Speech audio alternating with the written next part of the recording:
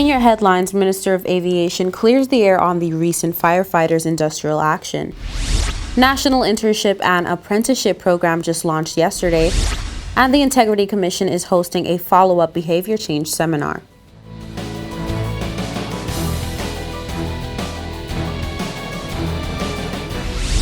From the PTV Broadcasting Headquarters in Providenciales, your number one source for news, I'm Erica Pinales, delivering the latest from across the country this Wednesday, June 22nd, 2022, right to your door. Newswatch starts now. In today's top story, on Saturday, June 18th, 2022, flight services and airport operations were suspended across the Turks and Caicos Islands for a period during the early hours. Let's take a look at later developments.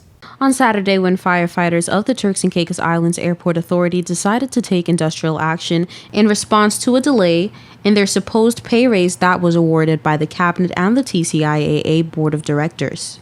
The industrial action at the airport occurred without any formal notice issued to the TCIAA and in response to a recent announcement by the TCIAA to its staff, and that it was immediately introducing a phase salary increase to all staff. In receiving notice of the industrial action underway, the authority and the government met together with the firefighters, where issues were discussed, understanding of parties had, and resolutions agreed. To this end, the fire service received a 15% increase to be applied to all staff within the department. The announcement advised that this 15% increase was the first step of a two-part process leading to the introduction of a salary grading scale, during which time an additional increase was to be anticipated. While there were some cancellations on Saturday, we understand that not all were as a result of the interruption in operations, which ended at 10 a.m. that same morning, due to the swift action of the government and the authority. The minister with responsibility for aviation and the Turks and Caicos Islands Airport Authority within the Progressive National Party government, the Honorable Arlington A. Musgrove, commenting on the matter, stated the following.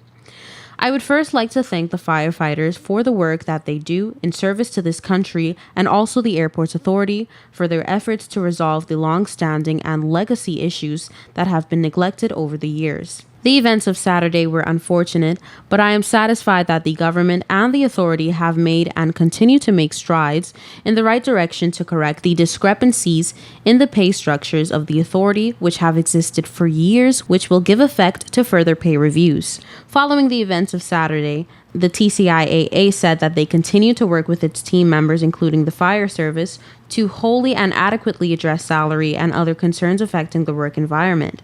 The minister said that as making strides in the right direction to correct the discrepancies take time, the TCIAA and the government remain committed to seeing this through, adding, quote, "In fact, the record will show that we, the PNP, are the only government committed to seeing it through.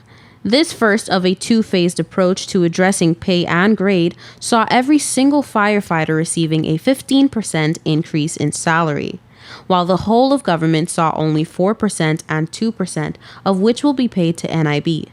The Cabinet also approved a 6% award for the TCIAA to affect the pension scheme for its employees, including the firefighters. Now, while this is not the final goal, the next step is to ensure that there is a proper salary grade structure for the entire body. Following the restoration of normal operations at the airport, reportedly the authority and the government together met with the security services of the TCIAA to address any concerns that they had about their recent pay increase and to demonstrate their commitment to addressing the pay discrepancies across the entire organization.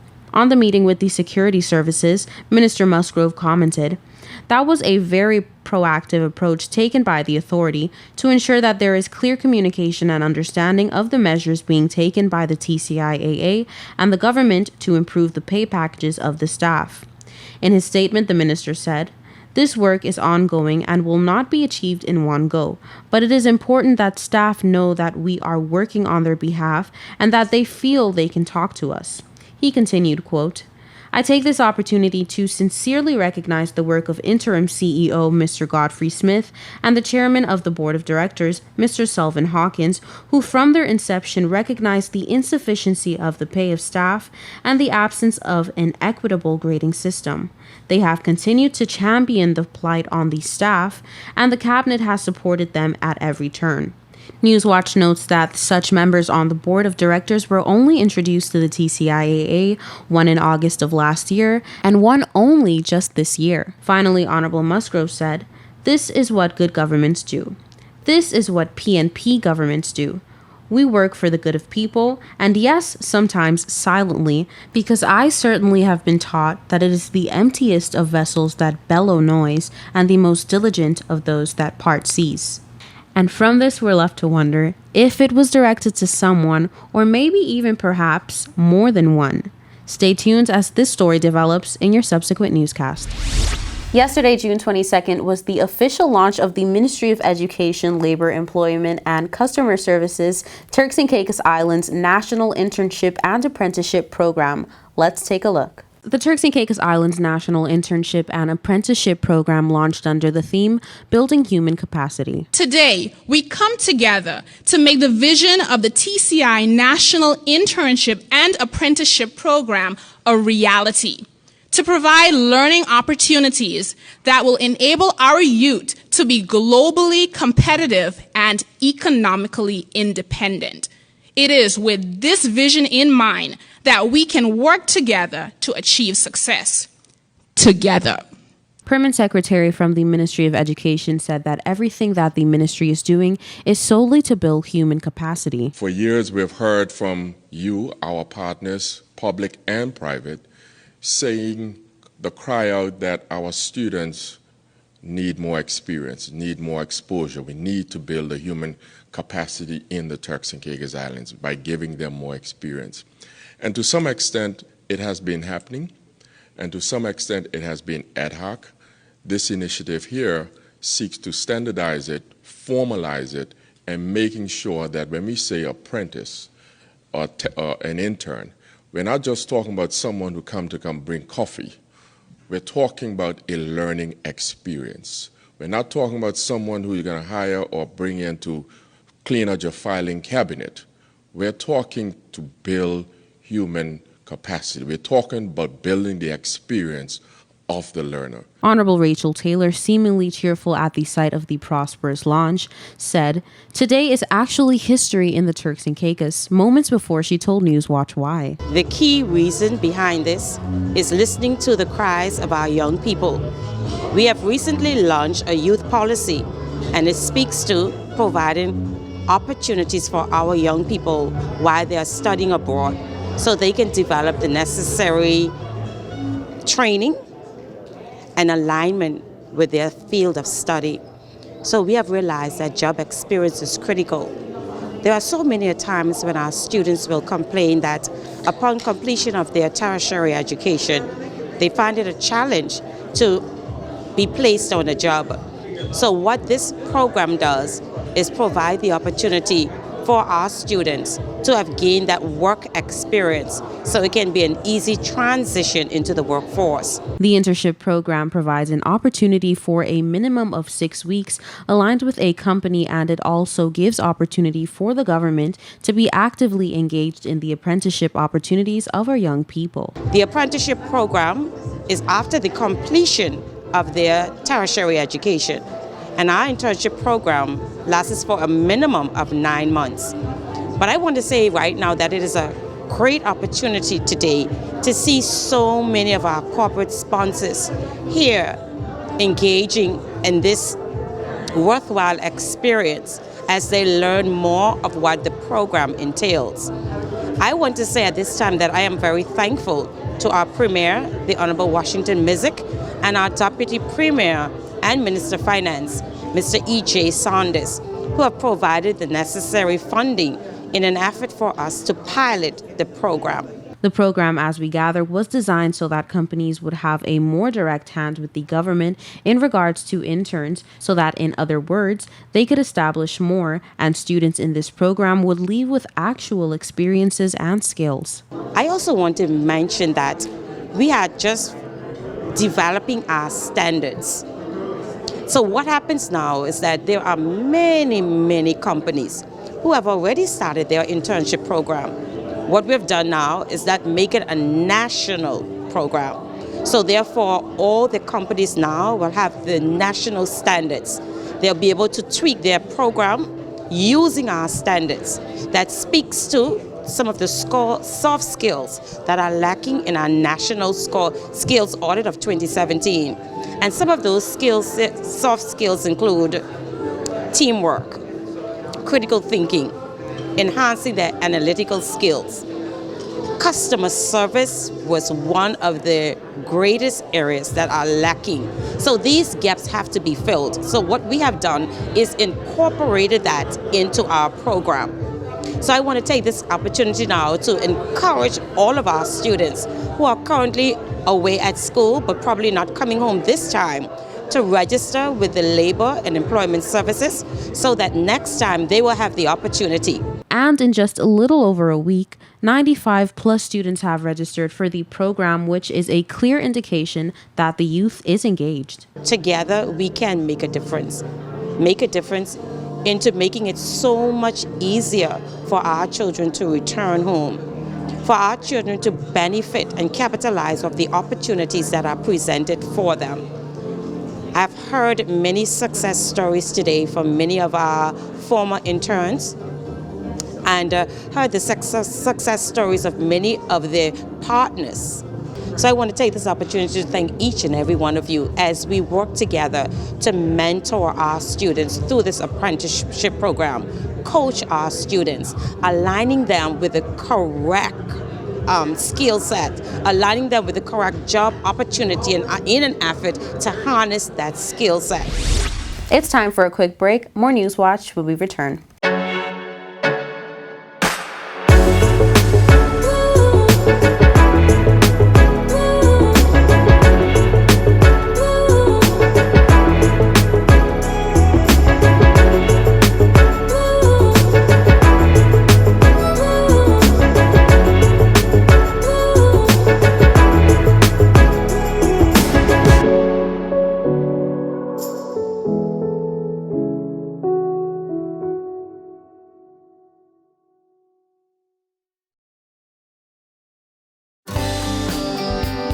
This is a reminder that all PTV service accounts are due on the first day of each month. Accounts should be brought up to date by the 28th of the month to avoid disruption in service. Payments may be made on our office at Stubbs Diamond Plaza, Providenciales, Mides Plaza, North Caicos, and Airport Road in South Caicos. Payments may also be made online using Scotiabank, CIBC First Caribbean Bank, and Royal Bank of Canada. Please allow 3 business days for online payments to be processed. We thank you for your cooperation.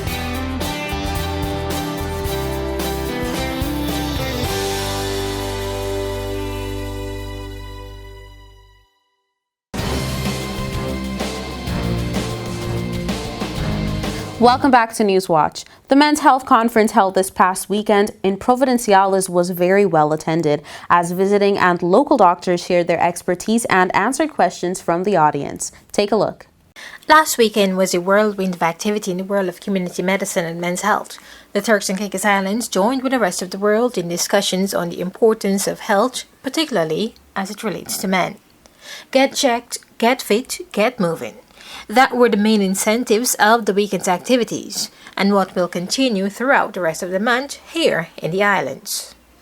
The men of North and Middle Caicos, Grand Turk and Providenciales showed up, many with their families in tow to throw their support behind the walkathon on Saturday, as well as a health fair where they got tested for various conditions and just to check their general health. Also this past weekend, the 100 black men of Turks and Caicos Island received a donation from their U.S. counterparts before the hosting of a men's conference on Saturday. Throughout the rest of the month, there will be health fairs and other health education and outreach activities that will serve as encouragement to men, boys, and their families to take control of male health issues with the proper screenings and care. Did you know that men on average die almost 5 years earlier than women? Part of the reason is that men are more reluctant to go to the doctor, according to menshealthmonth.org. In fact, studies show that women go to the doctor twice as much as men. This month gives healthcare providers as well as individuals an opportunity to encourage men and boys to seek regular medical advice and early treatment for disease and injury. For PTV News Watch, I'm Delana Els. This week, the Integrity Commission is hosting a follow-up behavior change seminar aimed at promoting integrity, honesty, and good faith in the public life. More in this report. This June, the Integrity Commission continued its series of behavior change seminars aimed at persons in public life to educate them on knowing what's right and required of them to doing what is right. This is the second seminar, the first being in November 2021. Started on Monday, June 20th, the 5-day event concludes on Friday. The Integrity Commission's core function is to promote integrity, honesty, and good faith in public life. Hence, inherent in its role in dealing with anti-corruption, is infused with behavioral expectations, where specific behavioral outcomes are ultimately the desired end result, influencing the mindset and its processes to transition from knowing to doing what is right. This week's follow-up seminar is an integrated marketing communication for behavioral impact. It is purposely directed at developing a completed communications plan. A subset of the personnel from some ministries across government sectors and community leaders and church representatives who received their certifications last year will contribute towards completing this process. Participants will further develop and transfer their skills in applying the 10-step communication for behavioral impact approach to designing a strategic communication plan for behavioral impact regarding reducing corruption in the Turks and Caicos Islands. Participants and the consultants will also visit and engage in conversations with various departments, using specialized communication tools learned during the seminar. By the end of the follow-up workshop, the working team of participants, working along with the consultants, will contribute to a completed behavioral plan for presentation to the Integrity Commission for approval and implementation. The seminar focuses on incorporating integrated communication marketing, which has been a proven approach to bridging the knowledge or action gap and achieving behavioral results in health and other development programs. Again, this year, the consultant leading the seminars is Dr. Everald Hussein, a senior communication advisor with the World Health Organization. He also consults for UNICEF, UNFPA, UNDP, and UN Women. For PTV News Watch, I'm Delana Els. Don't touch that remote. We'll be right back. Coming up next is your weather forecast. This is a reminder that all PTV service accounts are due on the first day of each month. Accounts should be brought up to date by the 28th of the month to avoid disruption in service. Payments may be made on our office at Stubbs Diamond Plaza, Providenciales, Mides Plaza, North Caicos, and Airport Road in South Caicos. Payments may also be made online using Scotiabank, CIBC First Caribbean Bank, and Royal Bank of Canada. Please allow 3 business days for online payments to be processed. We thank you for your cooperation.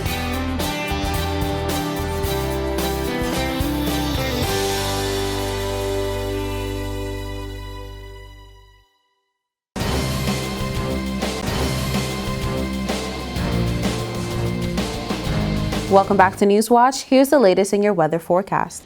Here's your weather forecast for June 23rd, 2022. For the nation's capital, Grand Turk, on Thursday, intervals of clouds and sunshine, high 84, low 80, winds east-southeast at 10 to 15 miles per hour. For South Caicos, sunshine and mixed clouds, high 84, low 80, winds east-southeast at 10 to 15 miles per hour. For North and Middle Caicos, sunshine and mixed clouds, high 85, low 79, winds east-southeast at 10 to 15 miles per hour. For Parrot and Pine Key, intervals of clouds and sunshine, high 85, low 80, winds east-southeast at 10 to 15 miles per hour. And on Providenciales, intervals of clouds and sunshine, high 85, low 80, winds east-southeast at 10 to 15 miles per hour. Now for your sunrise and sunset. Sunrise 6:08 a.m., sunset 7:36 p.m. And for your high tides and low tides. High tides 4:05 a.m., 4:41 p.m. and low tides 10:13 a.m., 11:06 p.m. And for your hurricane outlook for the North Atlantic, Caribbean Sea, and the Gulf of Mexico, tropical cyclone formation is not expected during the next 5 days. And that's it for your weather forecast and hurricane outlook. We'll be right back for more Newswatch.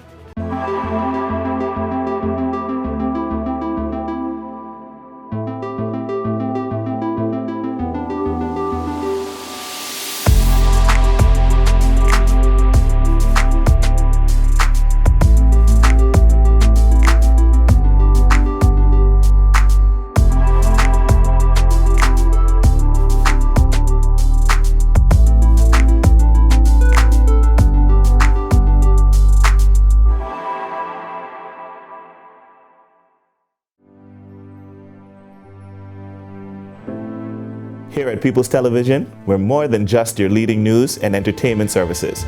We are spreading the gospel.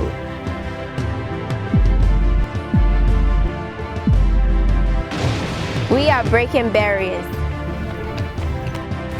We are preserving the culture. Each one, teach one. We are committed to excellence. We're creating change. We are creating memories. We are the future. I am PTV. I am PTV. I am PTV. I am PTV. We are PTV. We are continuing the legacy. We are PTV.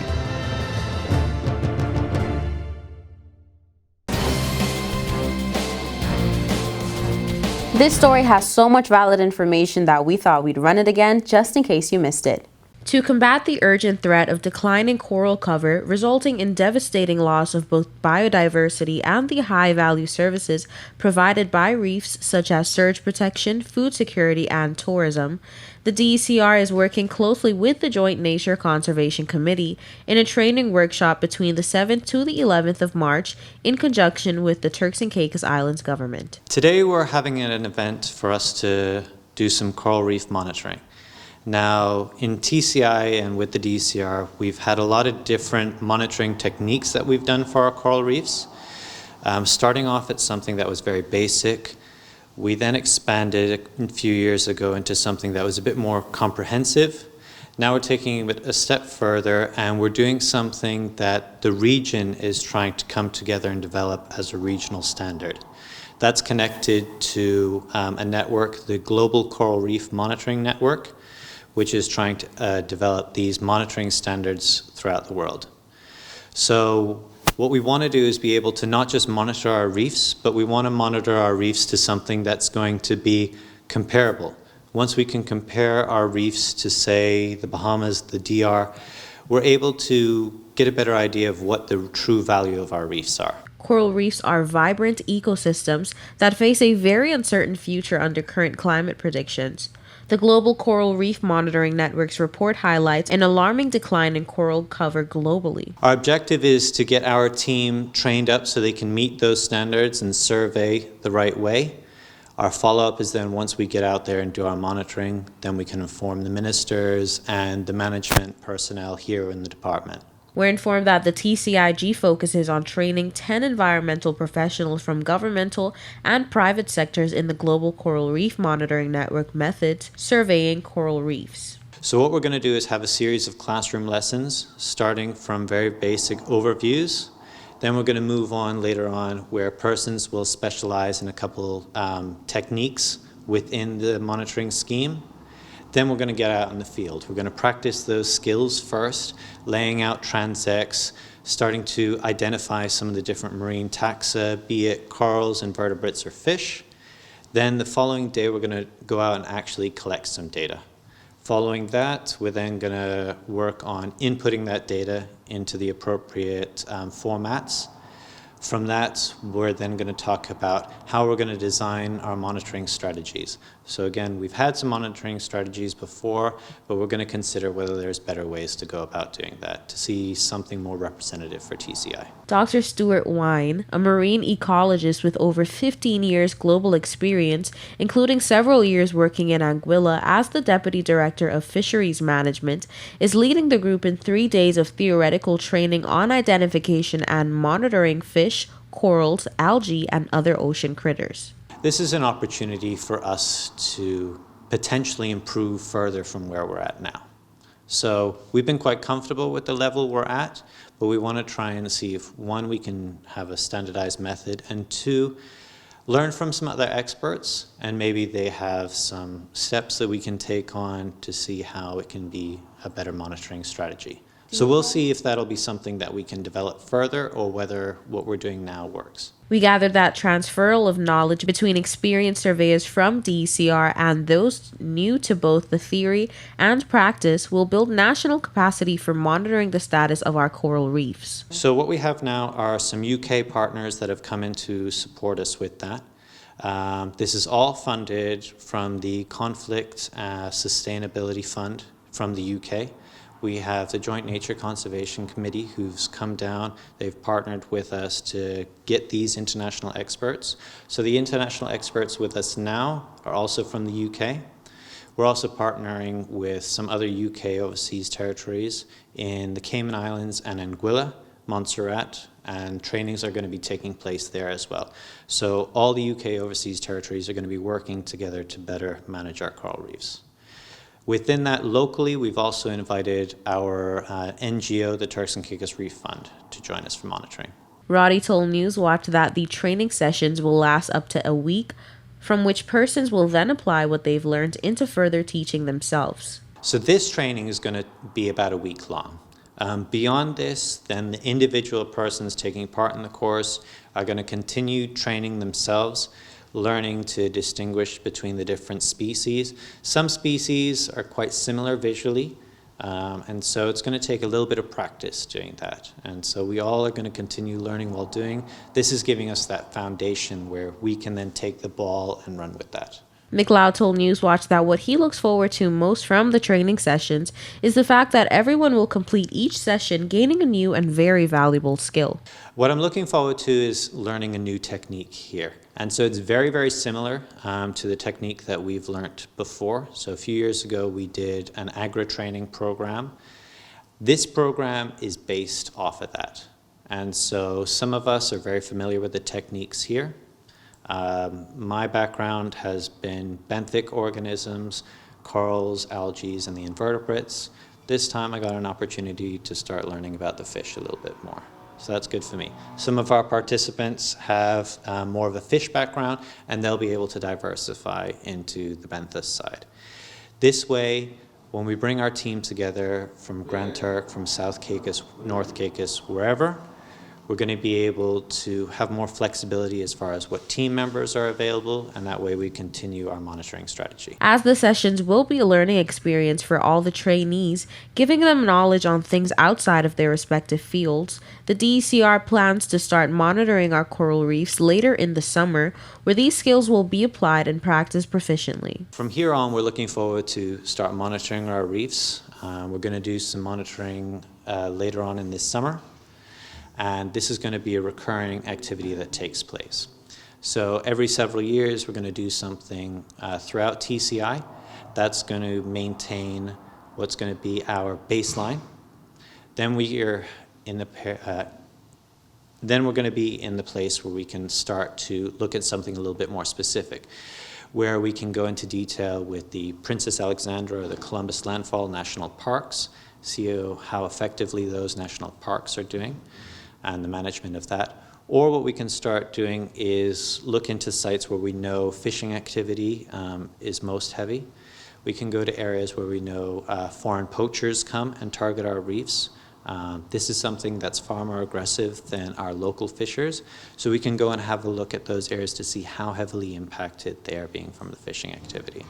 So it all gives us options going forward. But what we need first is to make sure we have that standard, and that way we can work together throughout the region much more. And that brings us to the end of this edition of The Real News. I hate to leave you so soon, but of course, you can join us right back here every weekday at 6:30 p.m. and tap into our social media platforms at www.ptv8tci.com. I'm Erica Pinales, keeping you informed, updated, and affiliated. Until next time.